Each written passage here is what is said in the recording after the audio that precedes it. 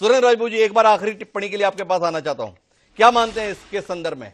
यह चर्चा कहीं अग्निवीर लुधियाना का जो है उसके परिवार को इतने लाख मिले नहीं मिले इस पर ही रह जाएगी, या आप इस मुद्दे को अंतिम बिंदु तक ले जाने की कोशिश करेंगे कि कुल मिलाकर सेना में भर्ती हर युवा समान दृष्टि से देखा जाए? इसके संदर्भ में कोई बात कहेंगे?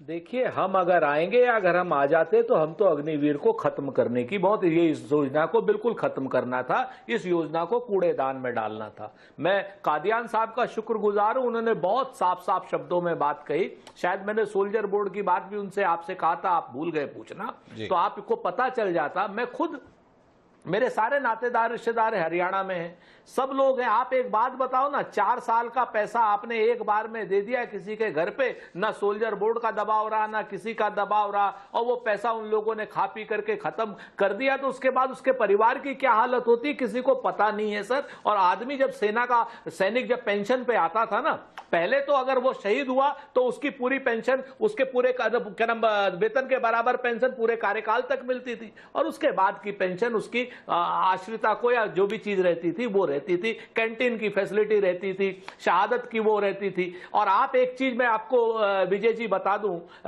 जो हरियाणा से क्या नाम भाजपा के प्रवक्ता हैं, भाई साहब आपने तो ना जो क्या नाम हमारे कश्मीर में जवान मरे थे सीआरपीएफ के, उनको तक तो शहीद का दर्जा दिया नहीं, उनको तक तो आपने कैंटीन फैसिलिटी दी नहीं। आप लोग ये जो जबान और लच्छेदार बातें कहां से सीख के आते हो? कम से कम सेना के नाम पर तो सेना के नाम पर